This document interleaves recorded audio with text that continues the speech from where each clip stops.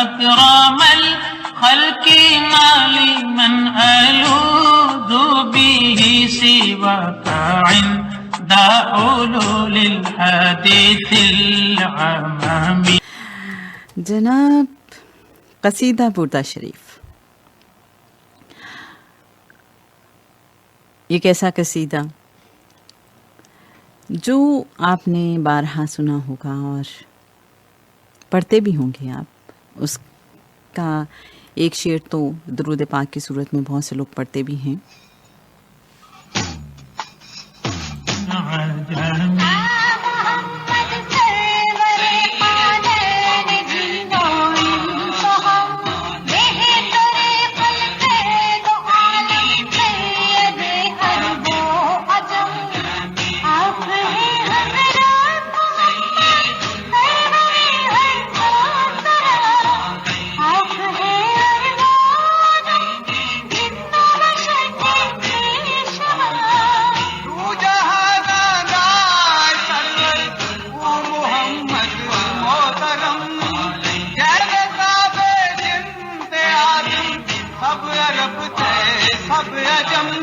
He is Muhammad, peace be upon him, the Lord of both the worlds, the Lord of men and all the hidden parts, the Lord of the earth and the Lord of the...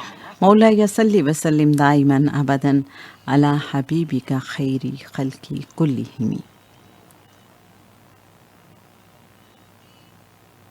حضرت امام بوصیری کے نام سے یہ قصیدہ بردہ شریف معروف ہے. انہیں شرف الدین بوصیری بھی کہا جاتا ہے، لیکن ان کا اصل نام کیا تھا؟ عبداللہ محمد بن سعد.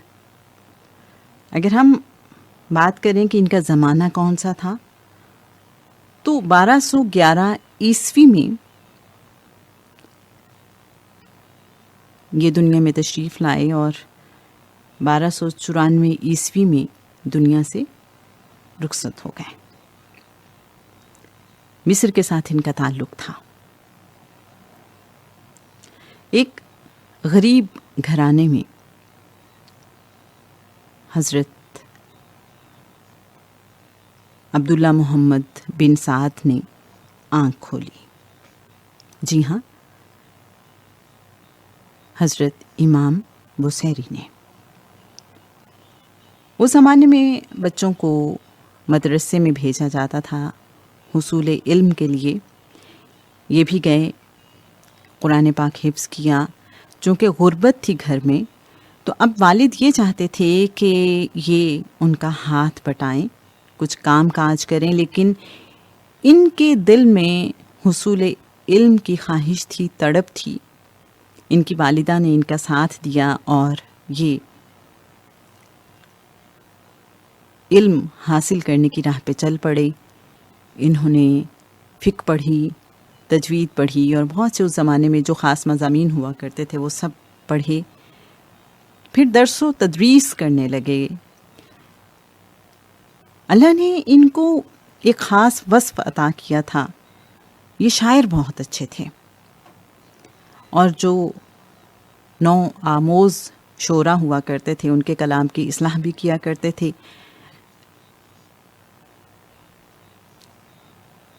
جو بادشاہ وقت تھے ان کی شان میں قصیدے بھی لکھا کرتے تھے.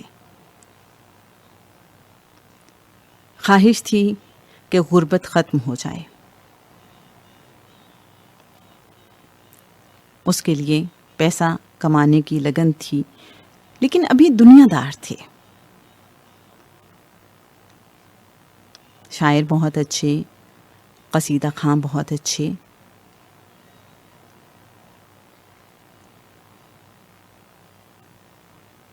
اور پھر یوں ہوا میرے اچھے سامعین، جب زندگی بدلنا شروع ہو جاتی ہے، کبھی کسی کی ایک بات ہماری فکر کو، ہماری سوچ کو، ہمارے ذہن کو تبدیل کر دیتی ہے. ایک روز کہیں جا رہے تھے، ایک شخص نے کہا آپ بڑے بڑے بادشاہوں کی شان میں قصیدے کہتے ہیں، کبھی آپ صلی اللہ علیہ وآلہ وسلم کی زیارت مبارکہ ہوئی آپ کو؟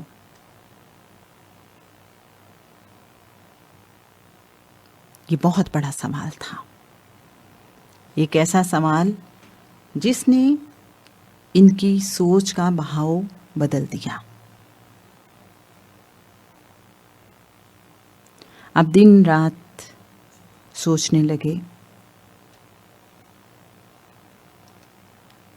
آقا صلی اللہ علیہ وآلہ وسلم کی حیات مبارکہ کے بارے میں پڑھنے لگے، مطالعہ شروع کر دیا۔ ایک عرصہ گزر گیا، دل میں محبت پیدا ہوئی، پھر محبت نے عشق کی جگہ لی، پھر تڑپ پیدا ہوئی، کیونکہ جیسے جیسے عشق میں اضافہ ہوتا ہے تو تڑپ بڑھنے لگتی ہے، جلووں کے لیے، قرب کے لیے روح تڑپنے لگتی ہے۔ اب یہی ان کے ساتھ ہو رہا تھا، لیکن اچانک قسمت نے پلٹا کھایا، یہ صاحب فراش ہو گئے، انہیں فالج ہو گیا۔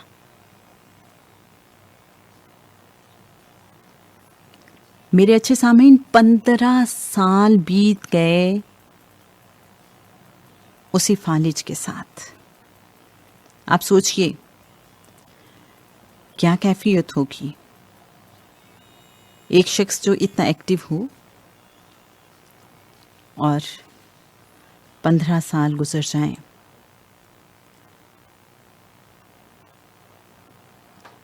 وہ شخص بول بھی نہ سکتا ہو، جو بڑے بڑے قصیدے لکھا کرتا تھا۔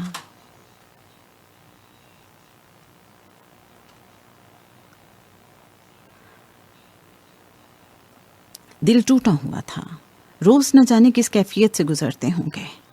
وہ جن بادشاہوں کے لیے قصیدے لکھا کرتے تھے، کسی نے پلٹ کے نہ پوچھا۔ جب کسی نے پلٹ کے نہ پوچھا، دنیا دار انسان جب دنیا پہ بہت تکیہ کرتا ہے اور وہ دنیا والے اسے نہیں پوچھتے تو وہ پھر اللہ کی طرف بھاگتا ہے، رجوع کرتا ہے۔ دل ٹوٹا ہوا تو اللہ کو ویسے ہی بڑا پسند ہے، ٹوٹے ہوئے دلوں میں ہی تو رہتا ہے وہ۔ اب انہوں نے ایسے ہی ٹوٹے ہوئے دل کے ساتھ ایک رات سوچا کہ بڑے بڑے بادشاہوں کی شان میں قصیدے لکھے تو وہ جن کے لیے کائنات تخلیق ہوئی ہے، کیوں نہ ان کے لیے کچھ لکھوں۔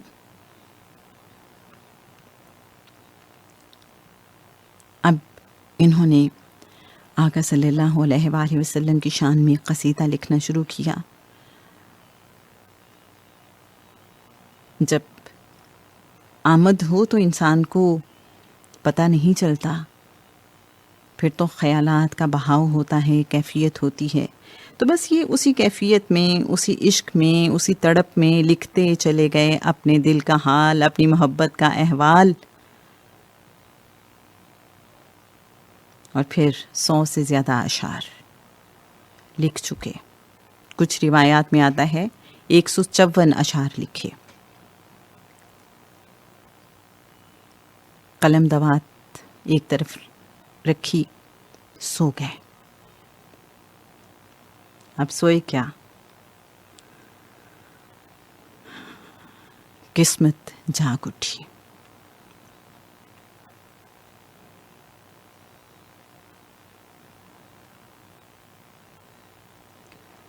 آقا صلی اللہ علیہ وآلہ وسلم خواب میں تشریف لاتے ہیں، فرماتے ہیں اٹھ بوسیری،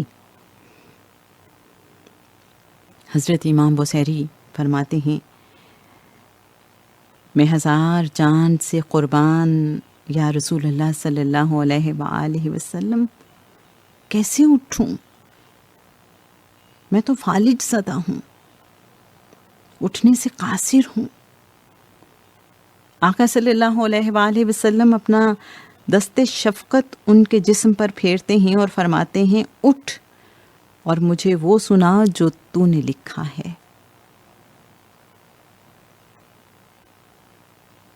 امام بصیری رحمت اللہ علیہ اٹھ بیٹھتے ہیں اور پھر جھوم جھوم کے سناتے ہیں مولا یا صلی وسلم دائماً ابداً علی حبیبی کا خیری خلقی کلہم۔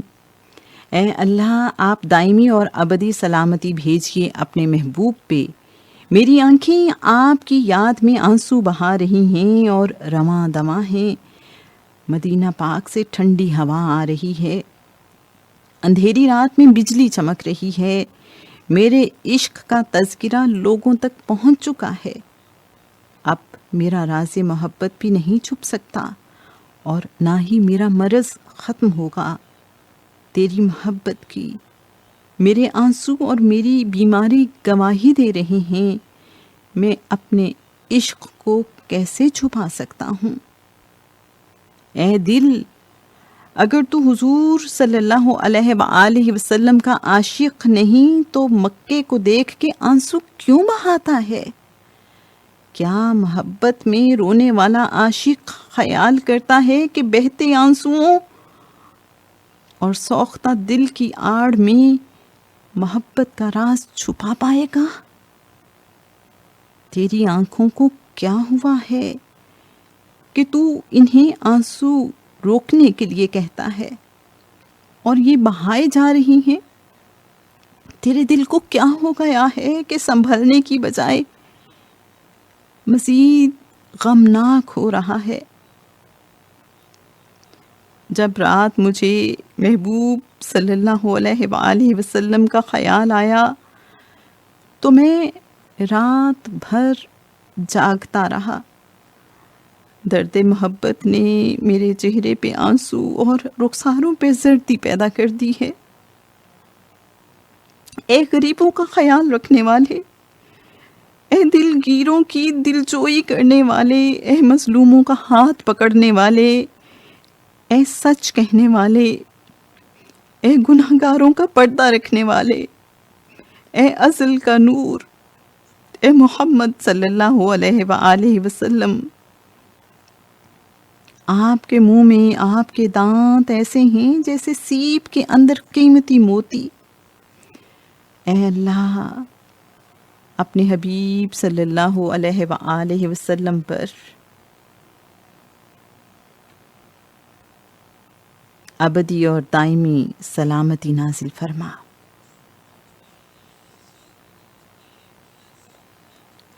حضرت امام بصیری رحمۃ اللہ علیہ جھوم جھوم کے قصیدہ پڑھ رہے ہیں اور محمد عربی صلی اللہ علیہ وآلہ وسلم ان کی محبت کو قبول فرماتے ہوئے یہ قصیدہ سن رہے ہیں۔ جب یہ قصیدہ ختم ہوا تو آپ صلی اللہ علیہ وآلہ وسلم اتنا خوش ہوئے کہ اپنی چادر یعنی بردہ اتار کر حضرت امام بصیری رحمۃ اللہ علیہ کو عطا فرمائی۔ اس کے ساتھ ہی حضرت امام بصیری رحمۃ اللہ علیہ کی آنکھ کھل گئی۔ دیکھتے ہیں کہ چادر ان کے پاس ہی رکھی ہے۔ وقت دیکھا تو تہجد کا تھا۔ میرے اچھے سامعین، 15 سال بعد ایک فالج زدہ شخص حشاش بشاش اٹھا، مکمل صحت کے ساتھ۔ فالج کا کہیں دور دور تک اب نام و نشان نہیں تھا۔ وضو کیا، مسجد کی طرف رخ کیا، اب گھر سے نکلے ہیں تو راستے میں ایک مجذوب نظر آتا ہے، اور میرے اچھے سامعین آپ جانتے ہیں وہ مجذوب، وہ فقیر حضرت امام بصیری سے کیا کہتا ہے؟ کہتا ہے ہمیں بھی تو سناؤ وہ قصیدہ۔ حضرت امام بصیری رحمۃ اللہ علیہ تجاہل عارفانہ سے کام لیتے ہوئے پوچھتے ہیں کون سا قصیدہ؟ وہ مجذوب، وہ فقیر کہتا ہے وہی جس کے بدلے میں یہ بردہ ملا ہے۔ یہ ہوتے ہیں قسمت والے، یہ ہوتے ہیں خوش بخت لوگ۔ He is our the dearest, to whom hopes can look forward for succor and redress in all befallings, calamities and sudden frights. یا اکرم الخلق ما لمن الوذ به، یا اکرم الخلق ما لمن الوذ به سواک عند علول الحديث العمامي.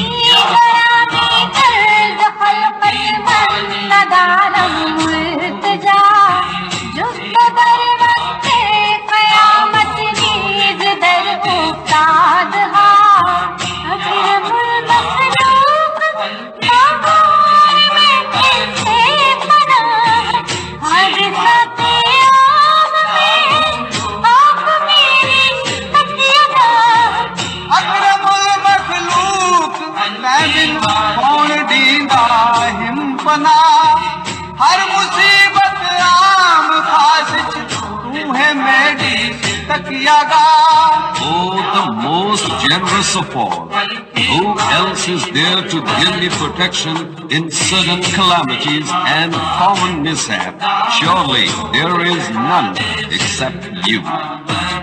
فإن من جودك الدنيا وضاعتها، فإن من جودك الدنيا وضاعتها، ومن علومك علم اللوح والقلم. دنیا حسب الجود تو آخرت تو کرم، اصل قلوب دوست علم لوح نیز علم قلم.